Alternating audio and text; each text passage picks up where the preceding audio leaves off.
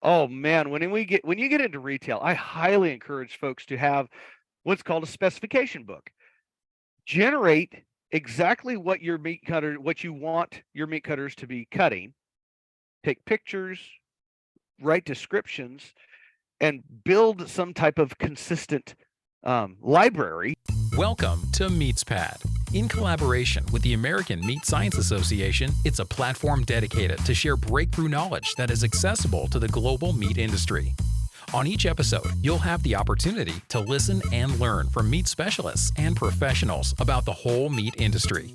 This podcast is brought to you by the U.S. Meat Export Federation, Ultrasource, equipment and supplies for the meat and food industry, Viscofan collagen casings, the best alternative to animal gut casings for a better taste and sustainable sausage making, EFA, slaughter and meat processing tools. Hello, me folks. Welcome back to the MeatsPad podcast. It feels weird, but it's been a while since last conversation that Dr. Bass and I had on our own without no guests. But I think it's a good opportunity this year or right now to talk about many things that I think at some point when we have a conversation on a topic, we just focus on that topic and we don't get to talk about just general things happening in the meat science community. Dr. Bass, how are you? I'm great, man.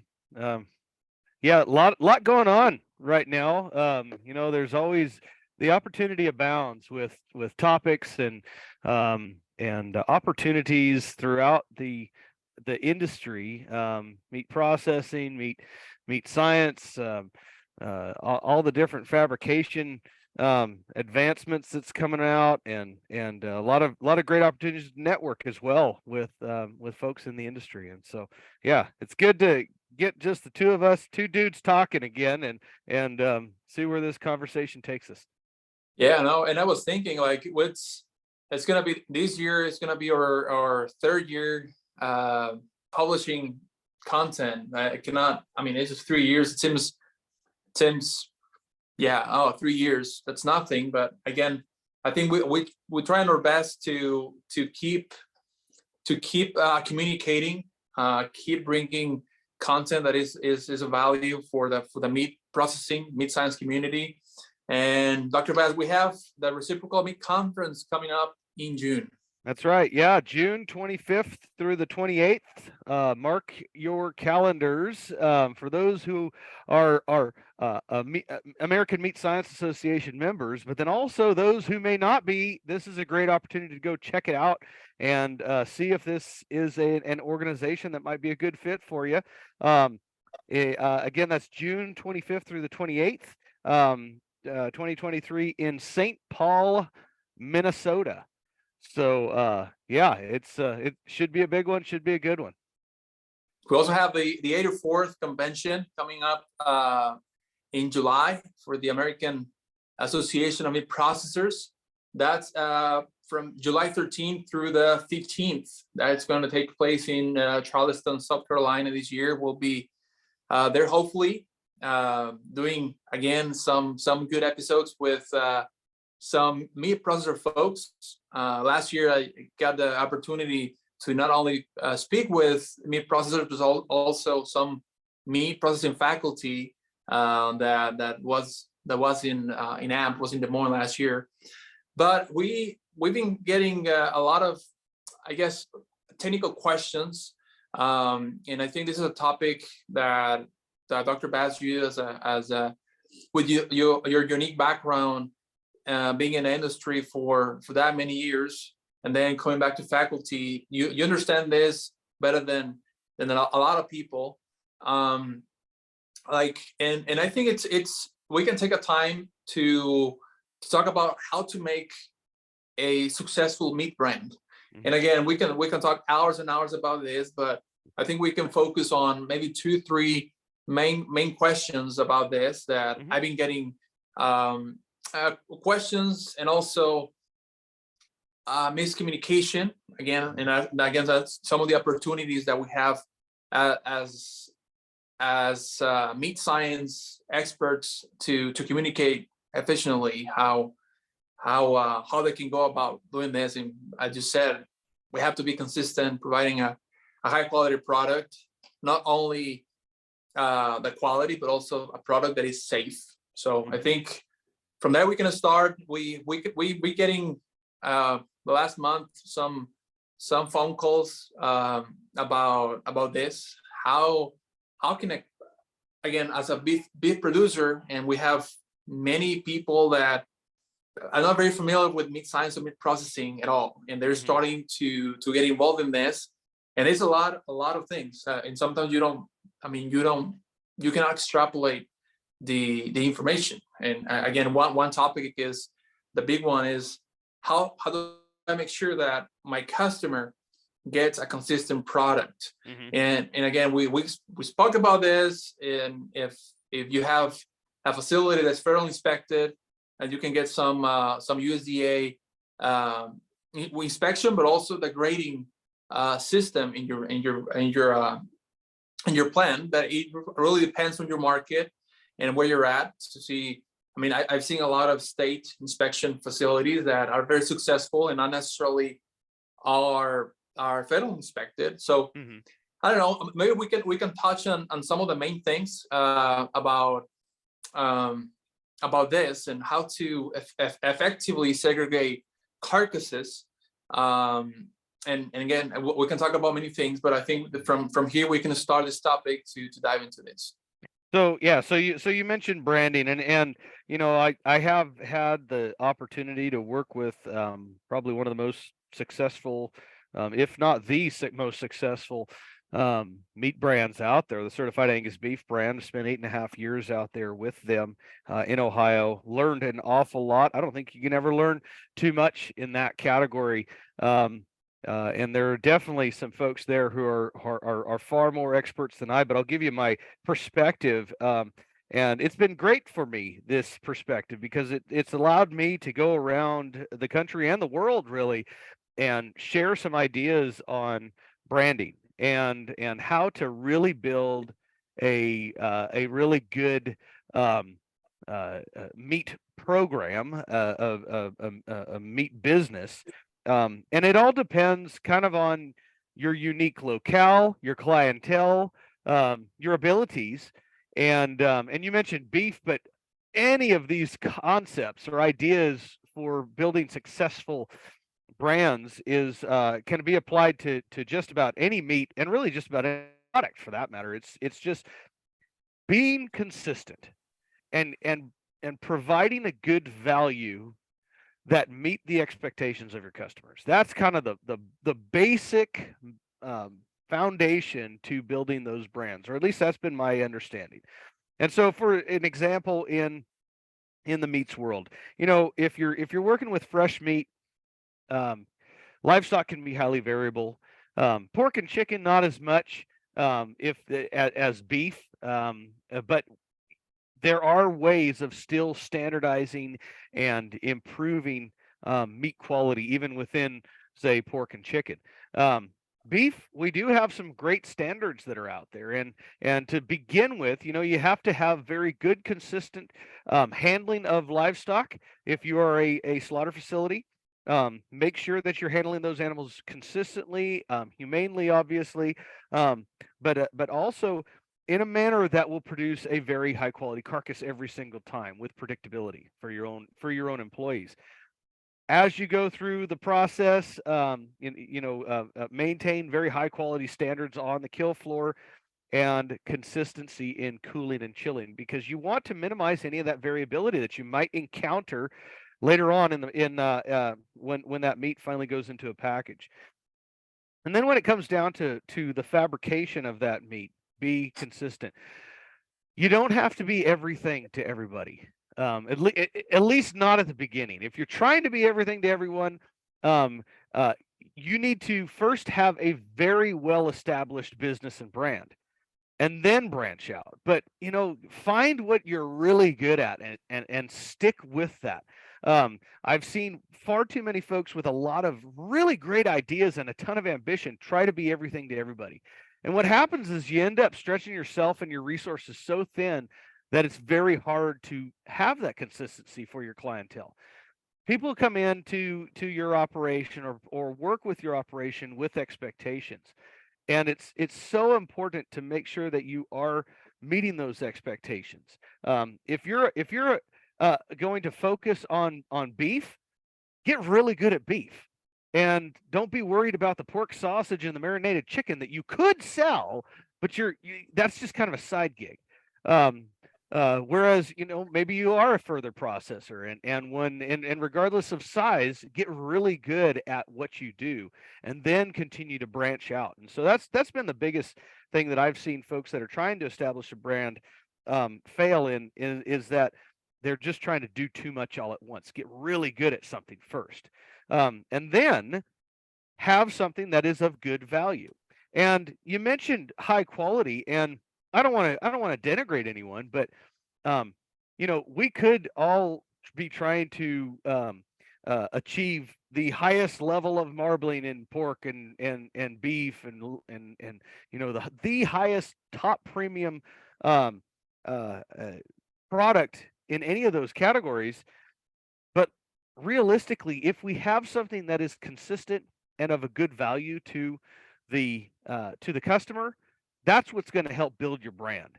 And so we could even be thinking of like a water added ham. As long as it is consistent and a good value, you're not asking $20 a pound for this thing. You're pricing it accordingly, but it's available regularly. People don't have any trouble with availability and ordering product, and it's meeting their expectations of, say, that water added ham.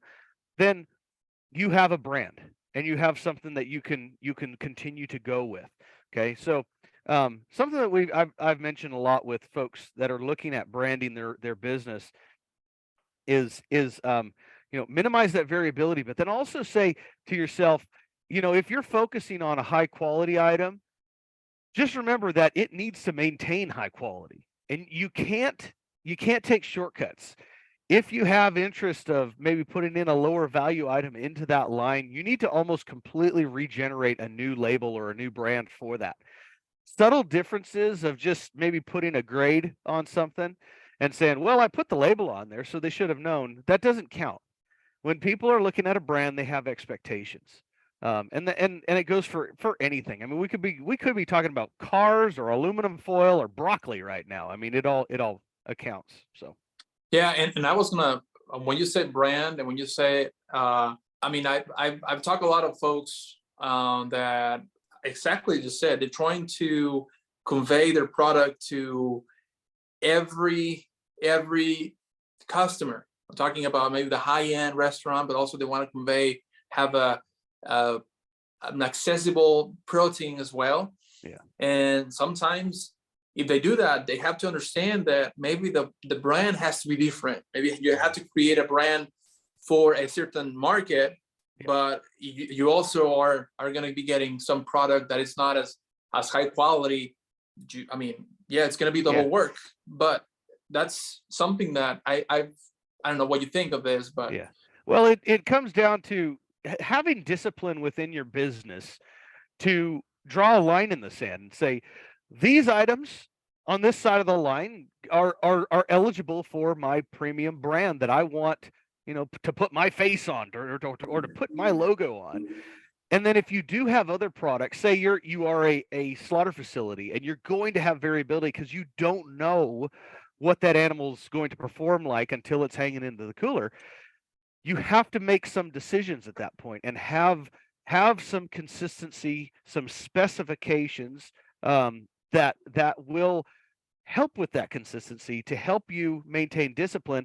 And if there's something that doesn't fit with that particular logo, that particular brand, then it needs to go into a different bucket, if you will. And that bucket could just be the commodity. If we're talking pork, that just goes out as just plain pork. But if you're sorting pork carcasses by, say, a breed or a marbling level or a color level on the muscle, or even measuring pH, going to that extent, then you will be able to maintain more of that consistency, and then you have criteria that you can follow. I mean, that's the whole point of grading. it is we're giving graders a line in the sand saying if it meets this level, it is this. If it meets this level, it's this. But that's the commodity market. And to really stand out, it's very important to design specifications that truly are different and will stand out for your brand. The mission of the USMEF is to increase the value and profitability of the U.S. beef, pork, and lamb industries by enhancing demand for their products in export markets to a dynamic partnership of all stakeholders. Simply put, USMEF is putting U.S. meat on the world's table. You know what? I like this topic, and I think at some point we need to talk about retail here in a minute, because that's the last channel where the end consumer is going to get your product. But I do believe that if I'm a small meat processor and I want to start getting where can I obtain those specifications? I mean, you said color, you said grading. I mean, maybe I don't want to start with everything, but I want to start slowly to have a more standardized product. Because sometimes if I kill 60 beef a week and we sell everything at the same price, everything as it is the same quality.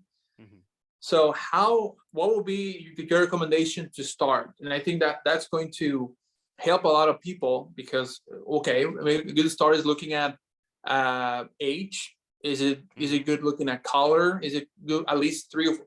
What are your thoughts on this? Because that's going to lead me to the next questions about specs. Yeah. So, well, I mean, the best thing you could do is probably take a meat science class to really see all the different directions you can go with meat products. But that's also what we try to do here at MeatsPad, of course, is to be that information.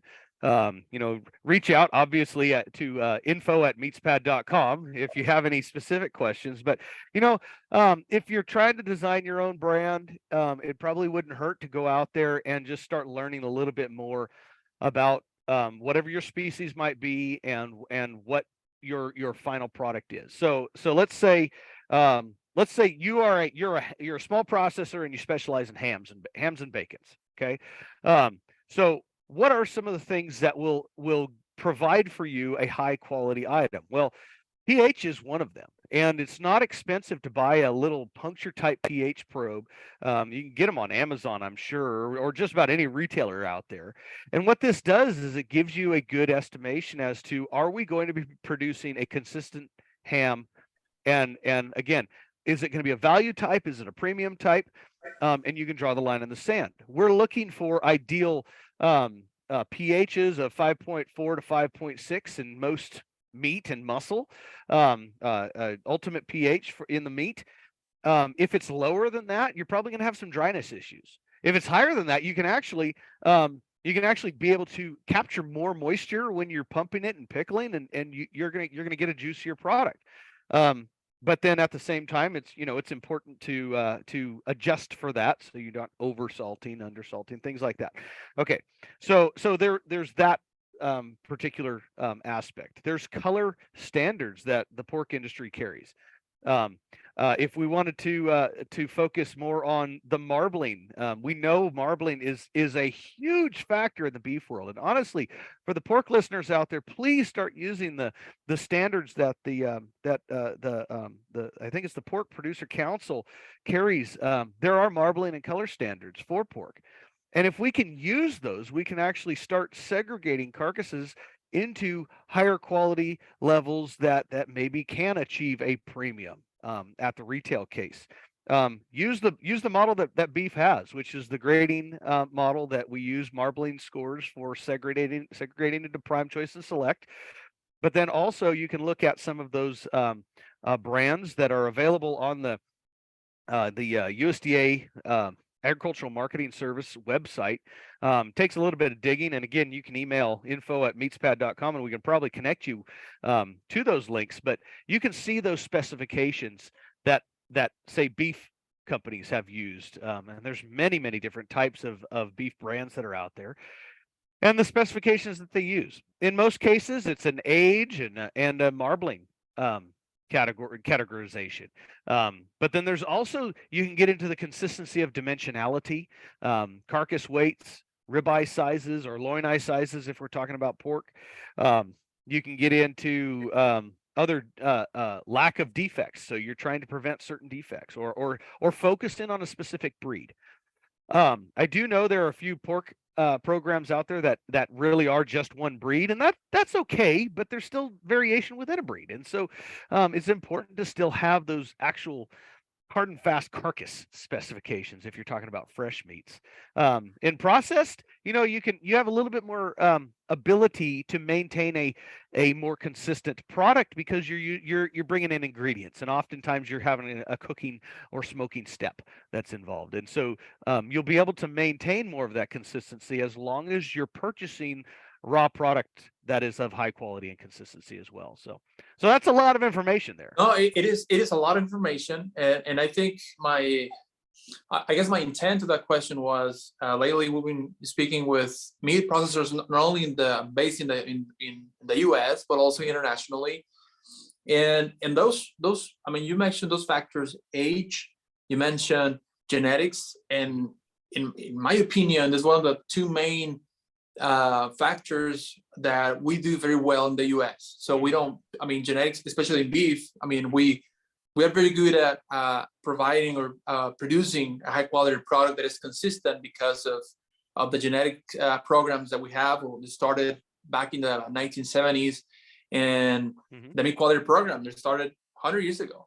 Yep. And Yep. there's countries out there that just started 2-3 years ago, but with a new meat quality grading system, which is the case in Mexico, or some countries that have not there yet, that are about just rethinking about how they merchandise and market their beef products. Well, and if I can interrupt there, because I think it's important for the listeners to understand that we don't have to reinvent something here. And I teach in my courses, and I've given this presentation many times, is that I give examples of a variety of different countries or areas. Okay, so United States, Canada, Mexico, Japan, and Australia have grading systems that actually are quite similar. Now, they're different in certain aspects because in many cases we're dealing with different animals, but they all have some underlying specifications. And it comes back to, what does it take to make a good eating experience? This is all in the beef category, but it's marbling, and they continue to put emphasis on marbling for categorization purposes. US and Canada are very, very similar. Mexico's new system is very, very similar. So North America in general has a pretty similar grading system. Japan focuses, of course, on their very unique Kobe Wagyu type animals. So very high marbling, different location on the carcass, but still focusing on marbling. And then you have probably what I would say is the most advanced grading system that's out there is the Australian system. And really it is very scientific. It's also very confusing for the Australians that are out there listening. I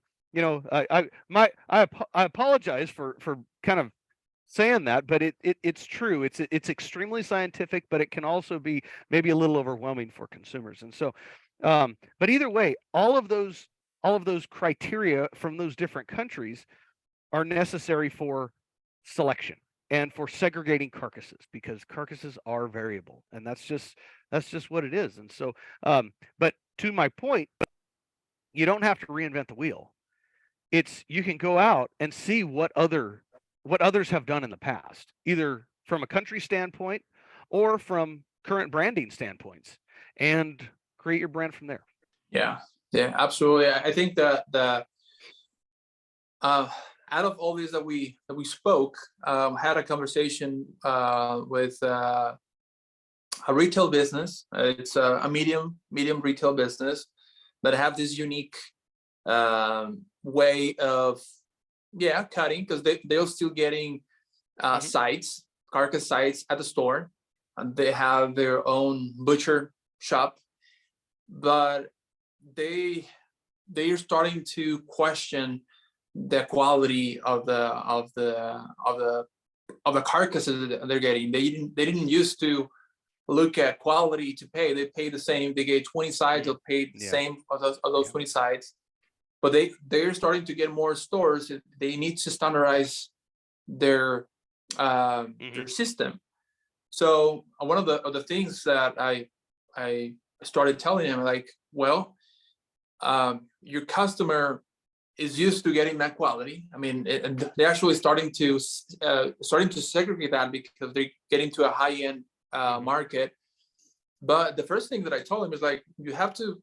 Do you know what a spec is? Like, no, you don't know what a spec is. So how can, because they get size, but also they get box beef, but they don't have the knowledge to discern from. I mean, when a product is not meeting the guidelines of the spec, looking at either at the carcass level or at the subprimal level. And I think that's one recommendation that I. And again, that's one thing, right? That you say, okay, you do this. But the second thing to do is help them. How can we help them to, again, they have nothing to do with that because they never done it, and they need some education to see, okay, if I'm going to get or starting to obtain better quality, you need to look at some specs of your product. As I said, a carcass level and the surprise. Yeah, well, and so yes, so specifications can be carcass level, as you've mentioned, but then yes, it absolutely can be at the retail level. And oh man, when you get into retail, I highly encourage folks to have what's called a specification book. Generate exactly what you want your meat cutters to be cutting. Take pictures, write descriptions, and build some type of consistent library portfolio, if you will, of the different cuts, so that you're going to get new people in or different people that come in, and to maintain that consistency of what the expectations are for the customer beyond the carcass quality specifications. But now we're talking about, what does a ribeye need to look like? And this is what a ribeye now looks like at this store. And if we're expanding into multiple stores, this is what the ribeyes are going to look like at all of the stores. And so, and it's so important to do this. And it's mind-boggling to me, honestly, how many companies don't operate with specification books or some type of written down documentation saying this is what the expectation is from the management of what that final product should look like. You know, great example is you go into a grocery store and just look at the hot dogs that are in grocery stores. There is consistency. You can have different brands, but within that brand, there are consistencies, and I would guarantee that those companies have specifications for those hot dogs. They all need to look a certain way. They need to be a certain length. Length of a hot dog is a specification, and you can measure that. It's anything you can measure is going to be that specification. You can't manage what you don't measure. And so this is just the beginnings of really good management, is having specifications written down for how the management believes that final product should look like and should be presented. By giving that bit of information and that guidance, now your workers can do what they're asked to do. And I'll be honest, it's not being bossy, it's good management, and workers appreciate that. Employees appreciate direction. And that's what you're doing. You're giving them direction. You gave them a roadmap to follow. Go forth. Yeah, no, and I think just you mentioned earlier, we're not reinventing the wheel. I mean, I'm sure there's a lot of retail businesses, the big ones, the medium ones, they have something that is called specs, and it's just taking some of that and a good indication, a good example is that the IMPS, the institutional meat purchasing specification. I don't think if I got it right. Which the pictorial version is the Meat Buyer's Guide that's put out by NAMI, North American Meat Institute.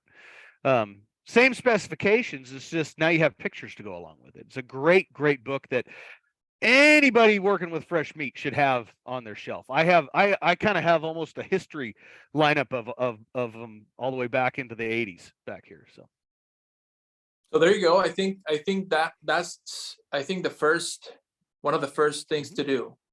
Grab one of these examples that we talked, the NAMI option or the IMS, and that's number one, right? Looking at the spec sheet, looking at what your ultimate product is, and if you have that information, because we didn't talk about yield, but one of the main things about this is, am I getting the right length of the ribeye? Am I getting the 7 ribs? Am I getting 6.5? But you don't know that until you don't measure it. And if you don't measure it, you don't know if you're getting less of a good product. And it's not only quality, it's also yield. Yeah. Well, and so what specifications do is it helps the management have expectations as well. It's not just for the customer. Now the management should have certain parameters or fences now that the product should be falling into. And if finished product is not falling within those parameters, something is not right in the business. Or maybe the raw product, the raw sourcing isn't where it needs to be. And what those specifications do, it just helps managers be better managers, right?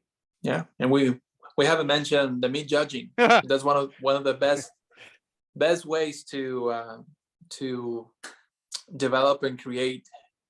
I mean, these guys that know about what they're talking about. So, well, good information. Good information. I hope this topic can at least get folks out there the basics of what they have to look at if they want to either implement a new quality system or improve it. So I think that's this is a good way. Yep, you got to start measuring things. That's the beginnings. So, all right, Dr. Bass. Well, we'll see you soon. I appreciate your time again. We'll continue this year, and I think we have a surprise for the 100th episode coming soon.